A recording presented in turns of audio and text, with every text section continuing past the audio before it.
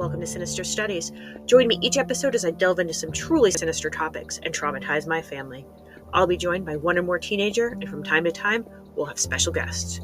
Be forewarned, our stories are seriously sinister, so listener discretion is always advised.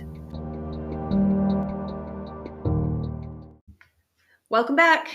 Hi. Hello. We have a special guest today. Yes. Special guest today is Braylon. Hello. My little guy, my little creature, my one-man entourage. Everyone deserves an entourage. It's so true. So today we are going to be talking about Charles Manson. Oh, I did a report on him. I know a lot about him. Okay, cool. I did a report on him for sociology and for forensics.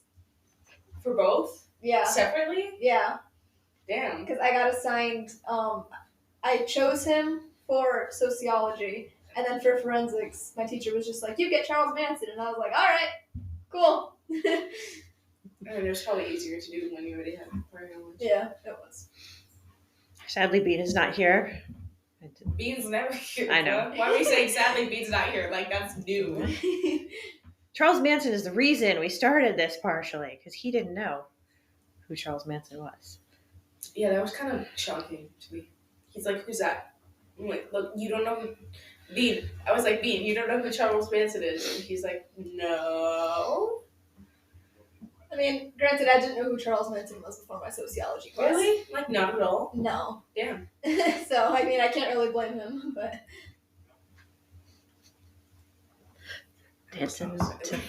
So, Charles Manson was born on November 12th, 1934 in Cincinnati, Ohio. Ew. To his 16-year-old mother. Oh.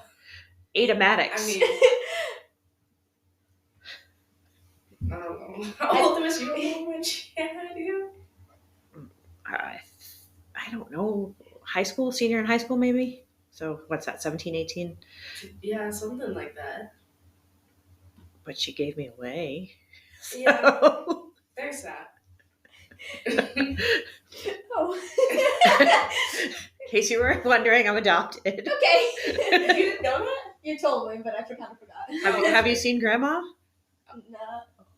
You've seen her a few times. The one I went to the Barbie movie with? Yeah. Oh, yeah, I've met her. She's nice. She's small, blonde hair, blue-eyed. So Charles's father was a much older man known as Colonel Scott.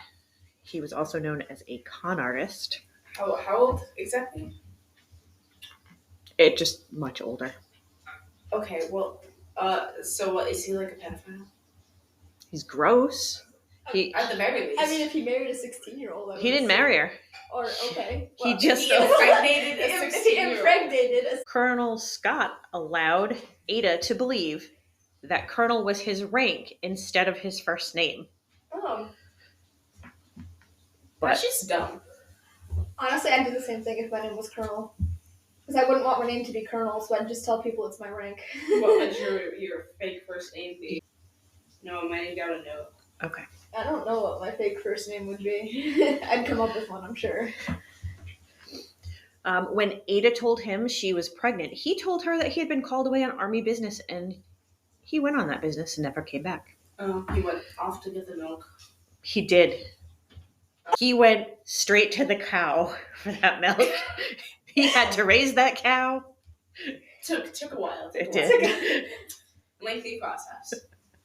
So poor Ada was left pregnant and alone with Charles, and she eventually married William Manson in August of that same year. Damn, that's quick. While she was pregnant. Oh, yeah. So at the time, this automatically made Charles his son because the mother was married to him. Ada was married to William, so therefore he had to be William's son. Did people generally know that it wasn't his biological son? I don't know. Probably. Because it takes 9 months to cook a baby generally. Oh, yeah. Unless it's you and your brother. And then it's 7. So did my cousins. They were undercooked. I was overcooked, actually. Overcooked? I was overcooked. I was a little burnt. Yeah. Got a little toasty. I was born jaundice, if that counts. All accounts, Ada was an alcoholic. Oh. She left Charles with babysitters most of the time. She was frequently hitting up bars with her brother. And Sounds fun. I mean, it actually is when you're in your 20s. My brother and I used to hit up the bars frequently. You did. You know what? That doesn't surprise me.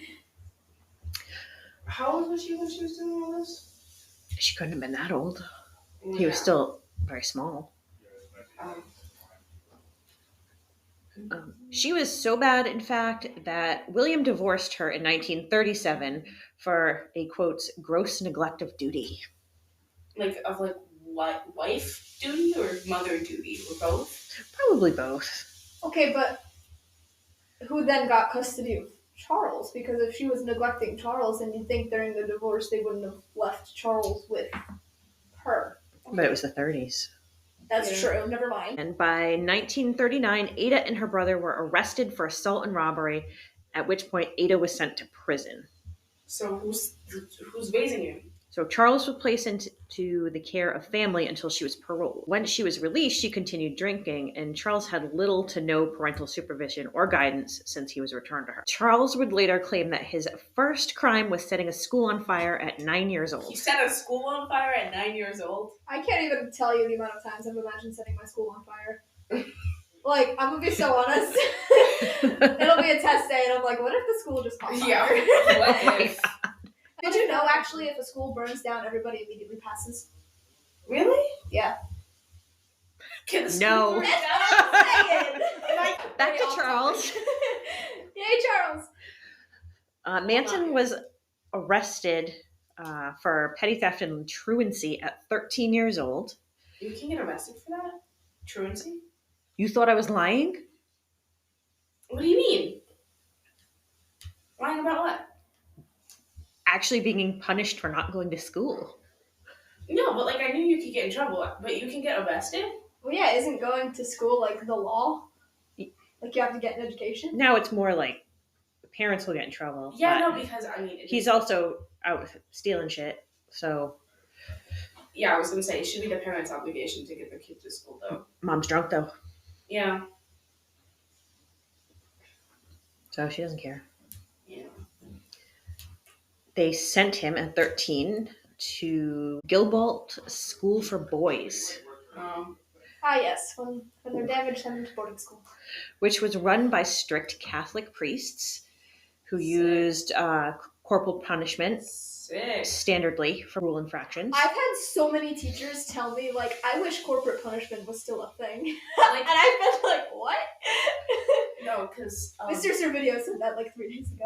How old is he that he remembers beating students? I don't know. He's 70-something, I think. Jesus.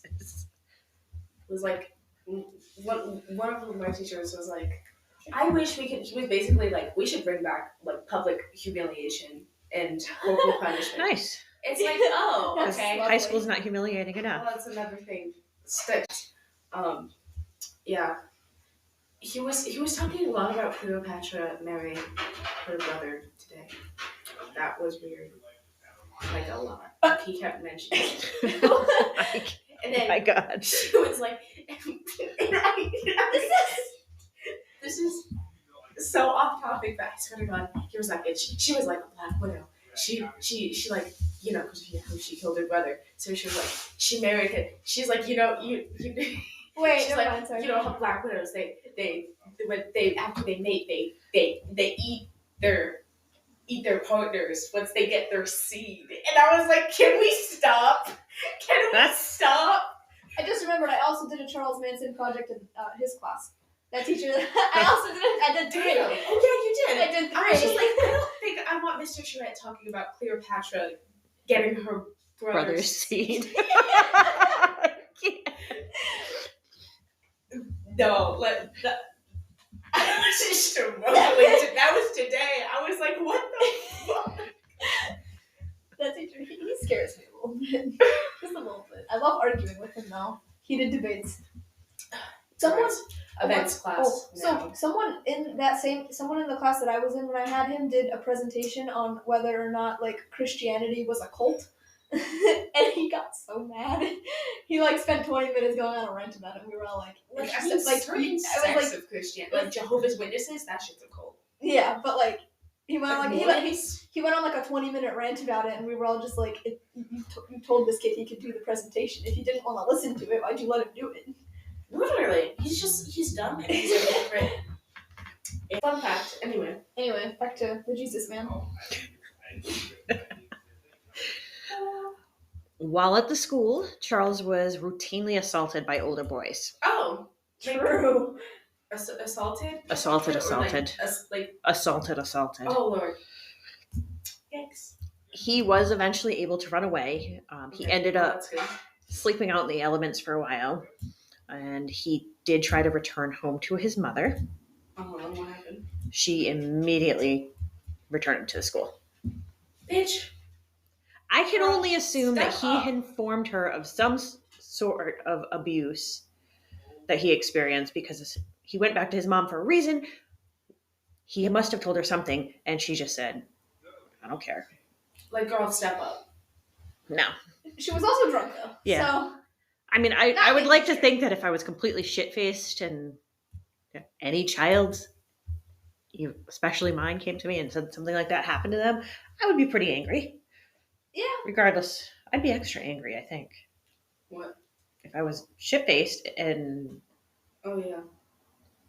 You or any of your friends told me that, something like that. So after a second escape, Charles ran off with the intent to live a more honest life. But times were tough and crime is easy. Mm-hmm. Yeah. He was caught in 1949 and a judge sent him to juvenile detention center where he and another inmate escaped, were able to obtain a gun and a car and began a crime spree.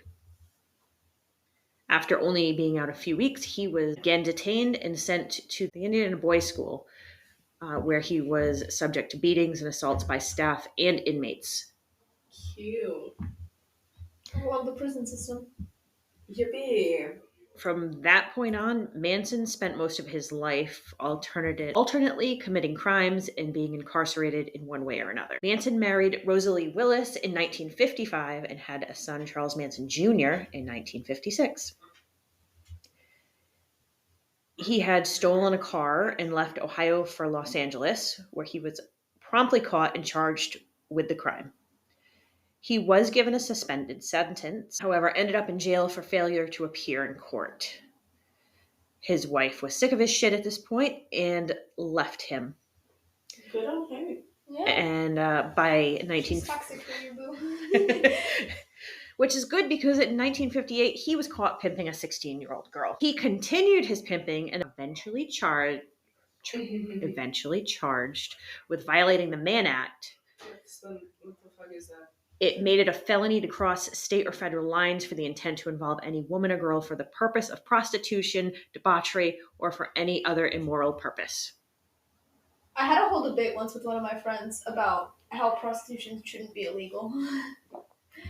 So the Mann Act was basically the starting steps to ban human trafficking. That charge was eventually dropped, but because he was on probation for a check-cashing charge, he went back to prison. I'm sure you guys are aware that if you're on parole and you get caught doing something bad, they send you back to prison. Yeah. Okay. Isn't that kind of the point of parole? But you gotta be good. You gotta fucking be a stand-up citizen. Yeah, I was gonna say. How, like with any of these fun discussions, things do escalate rather quickly. Yeah. Charles Manson was released from prison at 33 years old on March 27th, 1967. He had an impressive rap sheet that included grand theft auto, arson, theft, and rape. Oh. At which point he moved to San Francisco. He was able to game the system, so he was able to move along. Once there, he met the first of his groupies, a librarian named Mary Bruner, immediately upon his arrival to San Francisco. And he started hitting hallucinogenics hard. He began collecting groupies, or as he called them, family members, by promoting the hippie lifestyle, peace, love, music, and drugs. Well, I mean, peace, love, music, and drugs are like, pretty cool. But Probably not Just what he was say doing. no. His family was made mostly of teenage girls. And then he raped all of them. Pretty much. Yeah. He initiated all of the girls in the group. And then they drove around in a converted school bus, collecting broken women and eventually landing in Los Angeles. Some of his followers included Lynette Fromm, who had a very promising life ahead of her when she fell victim to addiction and eventually became homeless as a result. Susan Atkins, who had alcoholic parents. Her father ran off and her mom died when she was 15. She was forced to drop out of school to support herself. Patricia Krenwinkel, who was severely bullied in high school due to her weight and excess body hair. When I did my sociology project on this, we looked at like reasons people might join a cult, and and a lot of the times their background involves like bullying, or, like harassment, that kind of thing, and then they joined that cult because it's the first group of people that didn't do that. Yes. So it's probably why they mentioned it, because they were like. Patricia, as we just discussed, had poor self-esteem and had considered becoming a nun at one point. I mean, at that point, like, you know, in those times, like, what is left for you? Just become a nun. You have your shit sorted for you. You don't have to worry about much if you're a nun. There was also Linda Kasabian, who grew up poor, and her father abandoned the family, another one that went out for milk. When her mother remarried, she was neglected and abused, running away and getting married at 16 to escape her home life. Why are they always getting at 16? Okay, hypothetically though, if you met like a really, really rich guy and you had a shitty home life and you were 16 and he was like, marry me and I'll like let you live in my big house away from your abusive family, wouldn't you do it too? Oh yeah, probably. It's a means of escape. Yeah. Yeah. But why are there so many 16-year-olds in this guy's life? That's weird. Again, it was the 60s. He's also a pedophile, probably. Oh yeah. But like, why is it always a 16-year-old?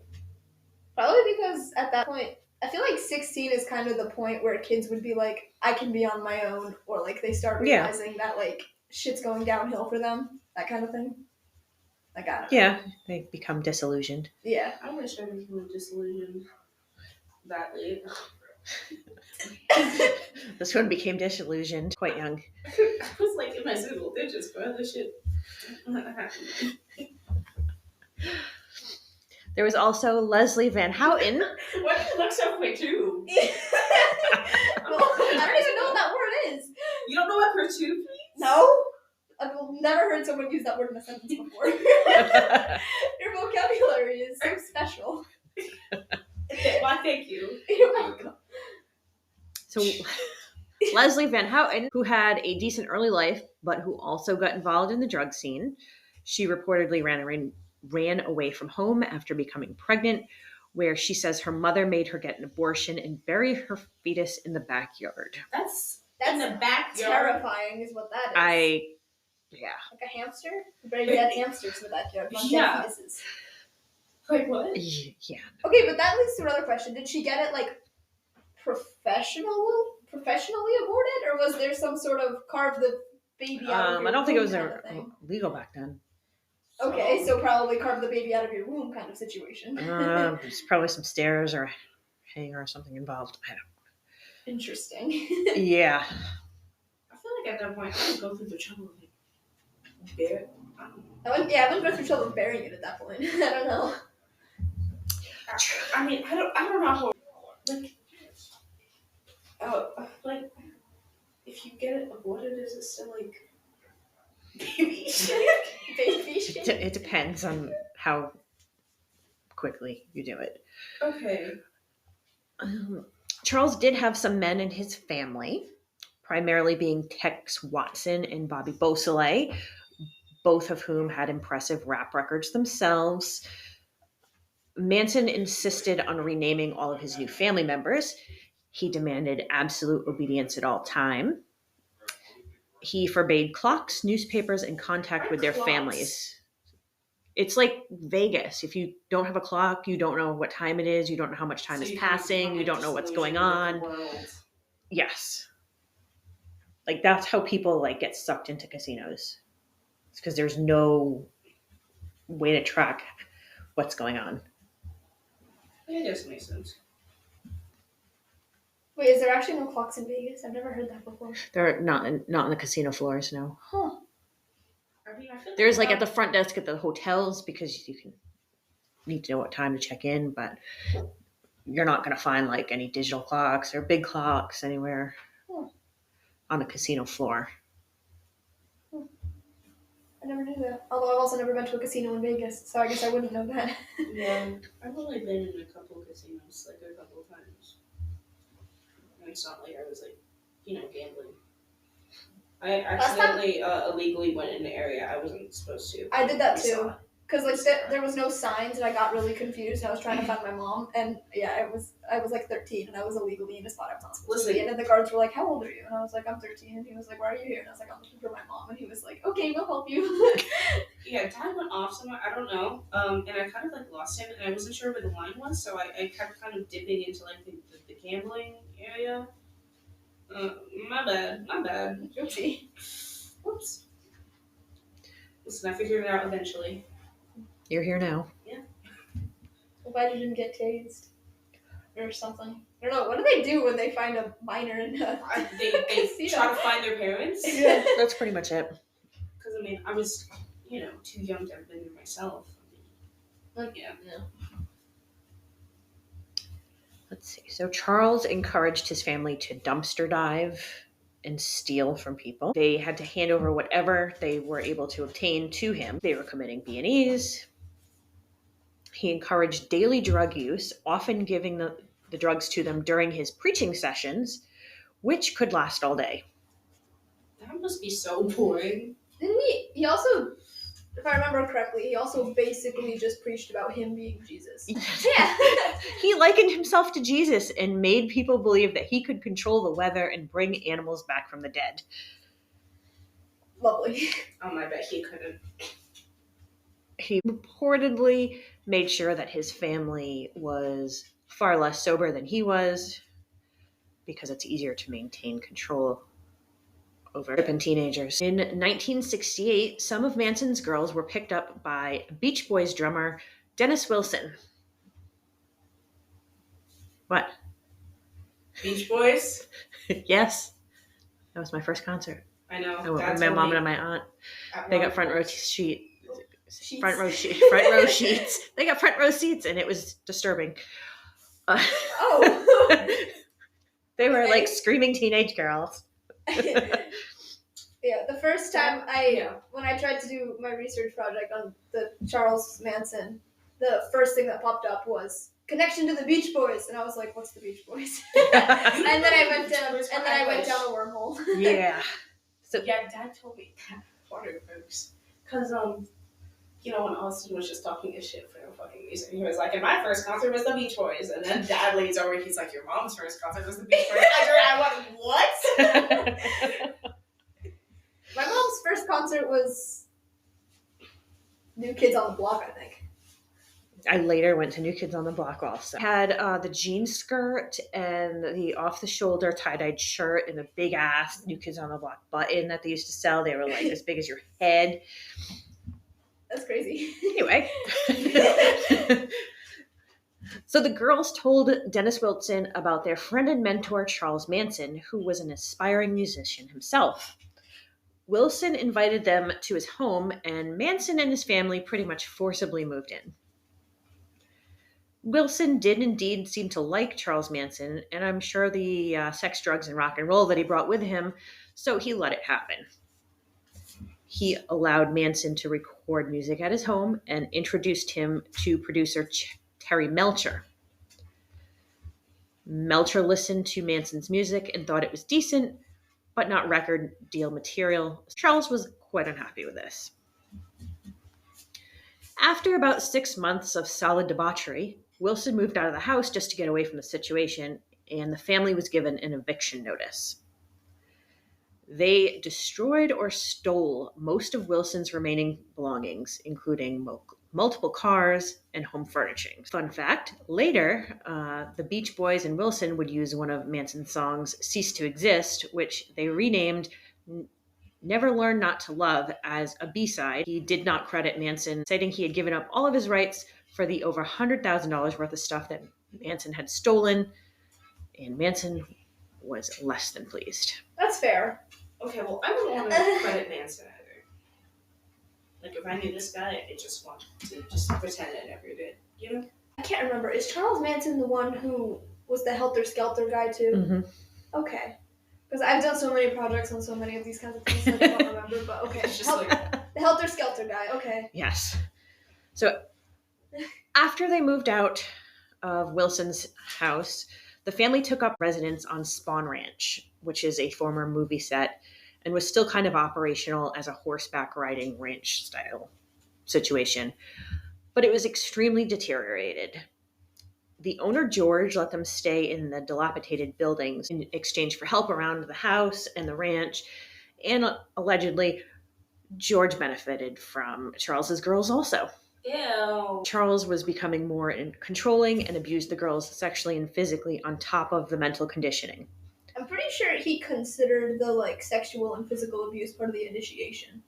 Like if I remember correctly, like he was saying that like the initiation was he had to like have sex with the girls like 4 times. Yeah, he did that, and he continued.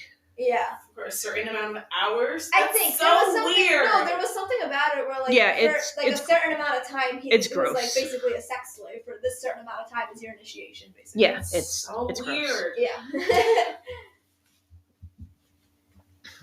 It's been a while since I've done that project. I keep thinking it's like the wrong person I'm thinking of. The few men in the family were always carrying weapons, which is not really a terrible idea when you're on a ranch, but these guys were definitely not ranching. They weren't chasing off coyotes. You say it like coyotes? Coyotes? There's coyotes. Actually? Is that how it's pronounced? I thought it was coyotes. Okay, well, who the Like fuck the pronounced animal? coyotes? I don't care, they're coyotes. Okay, the coyotes. Coyotes. He's not fighting. They're not fighting off coyotes. Manson was having what basically amounted to drug-fueled preaching sessions where he would pass out hallucinogenics while staying mostly sober. He was convinced that a revolution was coming where the black man would rise up and seize power, killing the white man, but after a while, the black man would realize that they were really unfit to lead, so they would need Charles Manson's help. Helter Black Skelter. racism. That's like the whole Helter Skelter thing. Whoa, Helter Skelter. Because like he thought there was like some sort of race war happening. Yes. Yeah.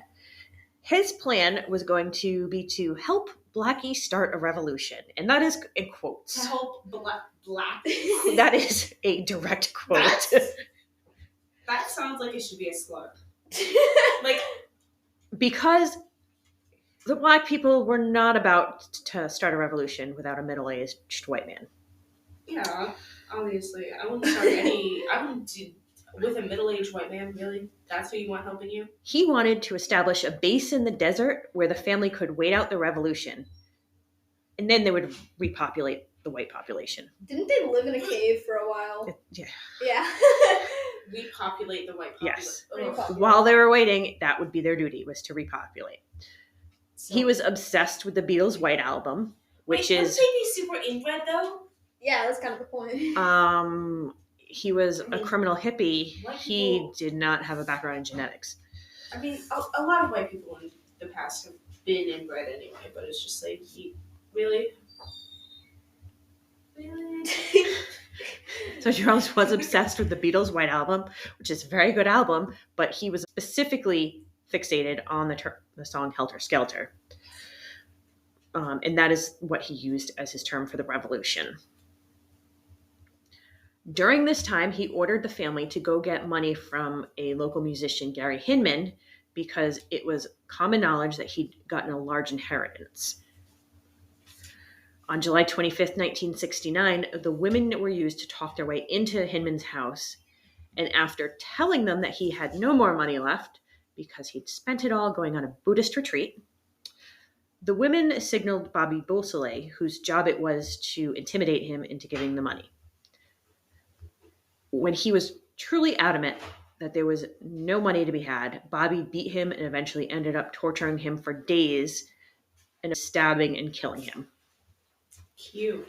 His blood was used to write "Political Piggy" with a paw print in an attempt to incriminate the Black Panthers. Ugh, what the fuck? After Hinman's murder, the women were tasked with wiping down the scene. After Hinman was dead and everything was cleaned up, the group proceeded to have coffee and cake at his house.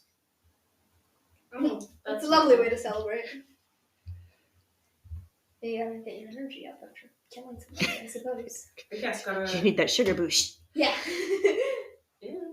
I suppose. On August 8th, 1969, Manson ordered Tex Watson, Susan Atkins, Patricia Krenwinkel, and Linda Kasabian to go to the house of Terry Melcher on Cielo Drive and to kill everybody and make it big and prove a point. Unfortunately, Melcher had moved out, and the current occupants were director Roman Polanski and Sharon Tate. Sharon was a stunning up-and-coming actress who was married to Polanski. She was also 8.5 months pregnant. Oh, yes. Oh, didn't they cut the baby out of her womb? Yeah. Yeah. Oh. Polanski was in Europe at the time. Was it not enough to just kill her? No. Polanski was in Europe at the time filming, and Sharon had her friends stay with her because she was super pregnant. Her friends being Jay Sebring, a hairstylist to the stars, and also Sharon's ex, Abigail Folger, heir to the Folger's coffee fortune, and her boyfriend, Wojciech Frojkowski, who was also a friend of Polanski's. Also, there was a caretaker living in a separate house on the premises whose friend Stephen Parent was unfortunately visiting them at the time. Linda Kasabian was the lookout and driver. Watson shot Parent multiple times just because he had the unfortunate luck of crossing paths with him that night. Folger and Frojkowski were able to get out of the house, but both were hunted down and murdered by the family. Sharon Tate begged Susan Atkins for the life of her unborn child. Obviously, her pleas were on deaf ears. She was tortured. They did remove the baby. I have no words for that. Like, why the fuck would you do that?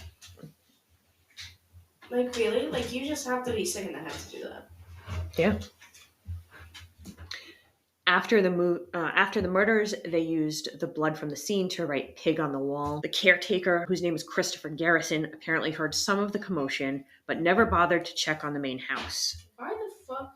He claims that at one point, his doorknob was moving, but it was locked. So somebody was like wiggling the doorknob. As the only surviving person on the property, he was initially arrested for the crimes. Well, that sucks. Honestly, if I was a housekeeper and I heard some loud commotion going on that sounded a lot like murder, I don't think I would go and investigate either. Yeah, Because, that's I don't fair. want to die. I mean, was that kind of part of his job wasn't to take care of him, right? Well, he No, was especially just a since she was housekeeper. I pregnant. imagine, cleaning the house. Well, yeah, but like, you know, He was a probably- groundskeeper, so I I don't know if he went in the house, but I would. Ever? If I heard that commotion, I wouldn't have gone. I would. That's fair, though. I'm sure it I'd be was locking my door. pretty terrible to Yeah, hear. I'd be locking my door and hiding. I'd be in the locking corner all my and doors. Yeah.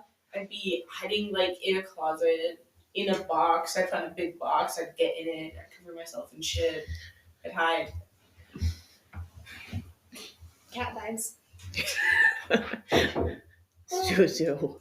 On August 10th, 1969, Manson decided that he needed another attack to help kickstart the revolution. He reportedly drove around for a while with Watkins, Atkins, Kasabian, and Krenwinkel, as well as Van Houten, before finally choosing the home of Lino and Rosemary LaBianca. Because he was familiar with the house, he had seen it. It was next door to one of his friends' homes. They owned a supermarket. They were known in the community. Manson family beat and stabbed the LaBiancas. They carved the word "war" on Lino's chest and stabbed him repeatedly with a carving fork. Ugh. Wait. What's a carving fork? I'm imagining. Okay, you have she's one. gonna You get have one? one. Yes, I have a carving fork.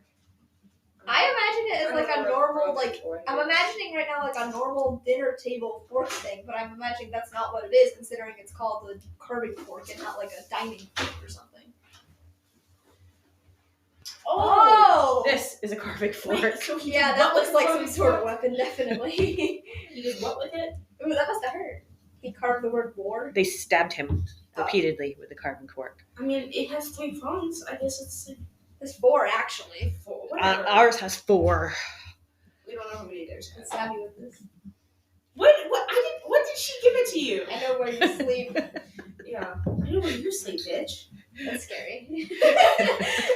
Charles was insistent that the women be full participants in these murders. They again used blood to write helter skelter, which was spelled wrong, and my God. death to pigs on the wall. Which was spelled wrong. Jesus Christ. It was We're gonna spelled do all spelled. that. It was Death the Pig spelled wrong too? No, the helter skelter. I feel like that's a lot easier to spell. Like if they got that one. That's true. Like what the fuck?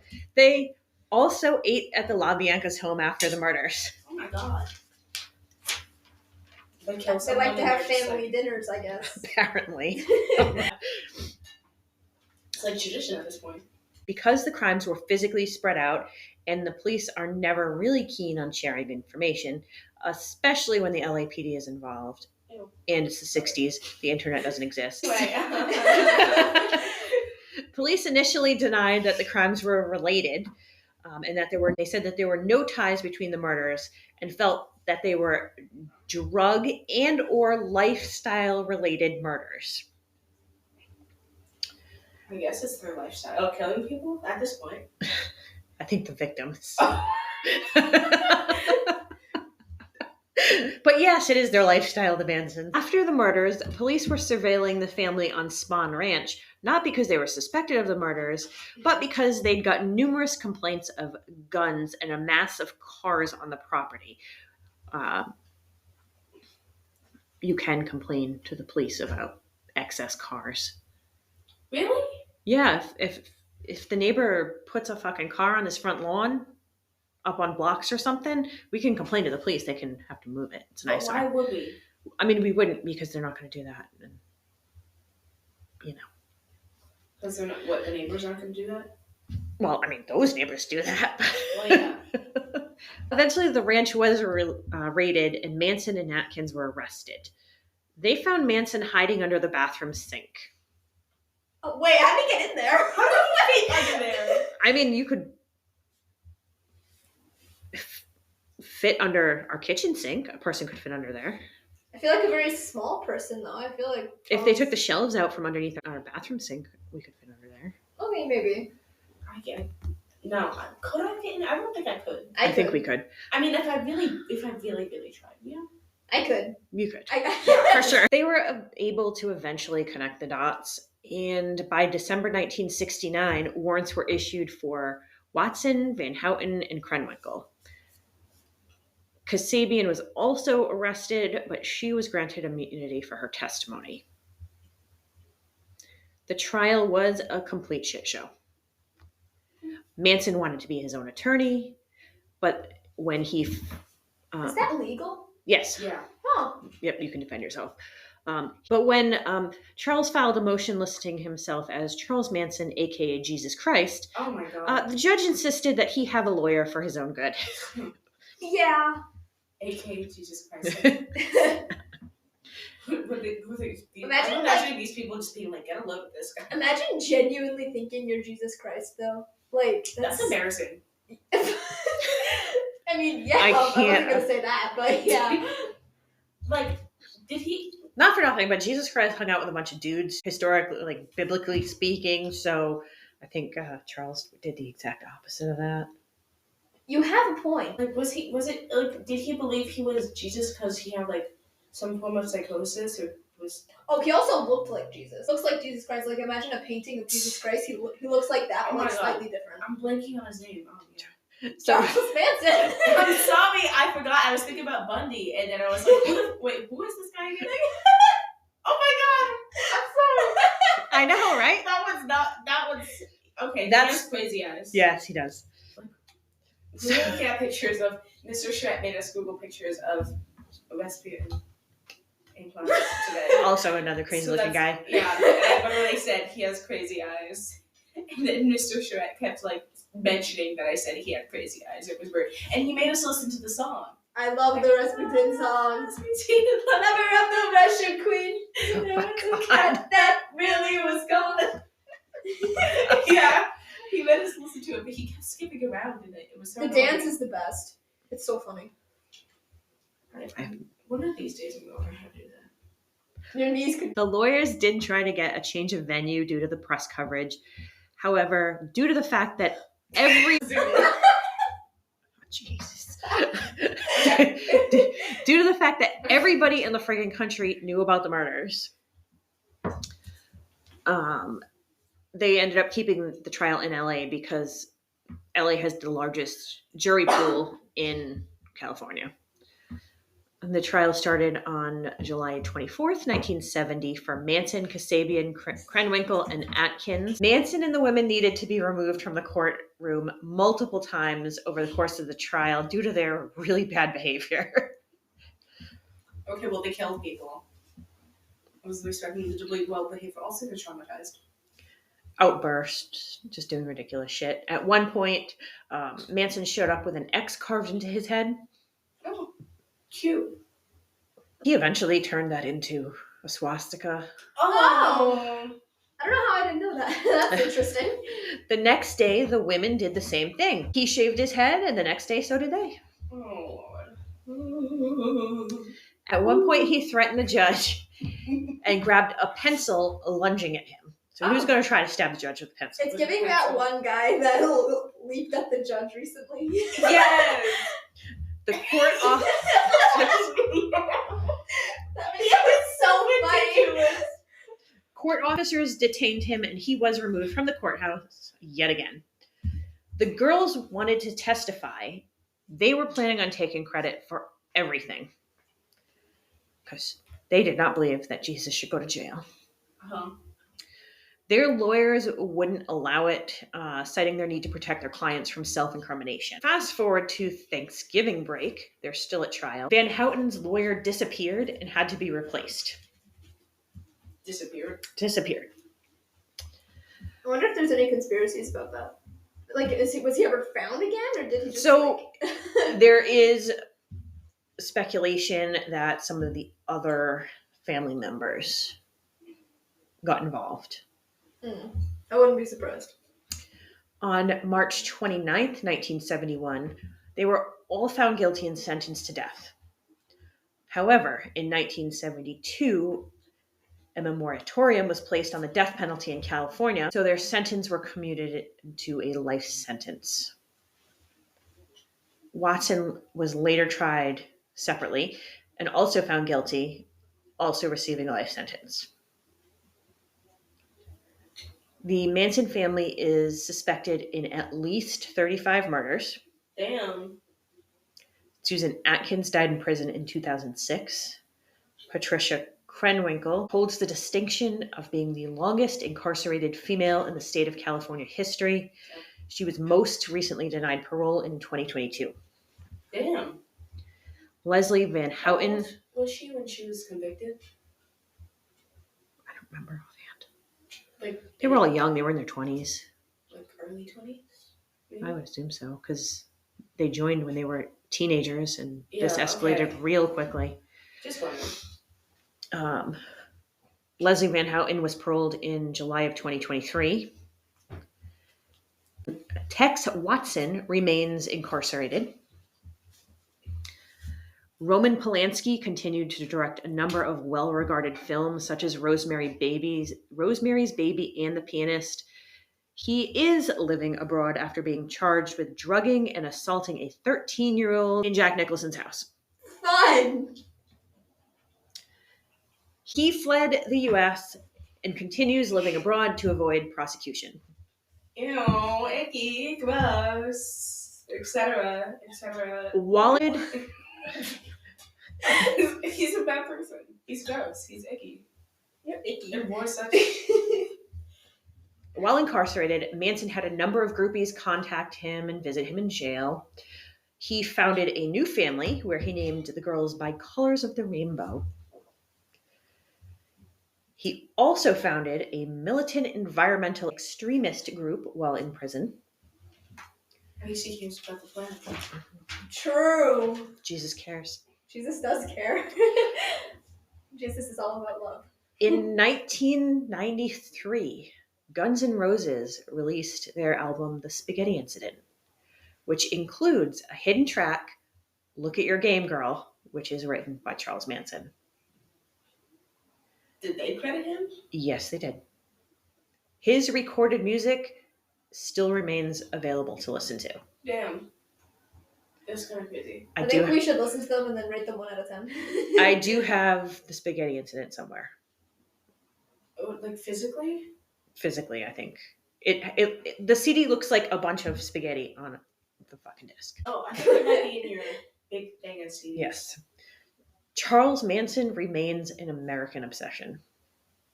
Yeah. Wasn't Well, I can't read your mind. Why are you looking at me? Who's the guy who makes the music? Marilyn Manson? There's Marilyn Manson, yes. I don't know. Well, I know it's He's a piece of work in and of himself. Oh, yeah. But yeah. Wasn't the first part like Marilyn after Marilyn Monroe or something? I don't remember. Probably. I think it was. Well, He's got a nerdy first name, too. Yeah, a combination from the names Marilyn Monroe and Charles Manson. I was right. That's crazy. Okay, wait, what's his real name? Brian Hugh Warner. Brian Hugh Warner? Yes. That's a goofy ass name. That's actually a name. Like, nerd emoji ass name. God. All right, well, on that note. For the people out there like that. All right, so I got to go put my carving fork away. Thank you for listening. You can find us on Facebook and Instagram and at sinisterstudiespod@gmail.com. Braylon, thank you for joining us today. You're welcome. It was a lot of fun. Like and follow us wherever you listen. Rate us. Whatever the rating system is, do that. Adios!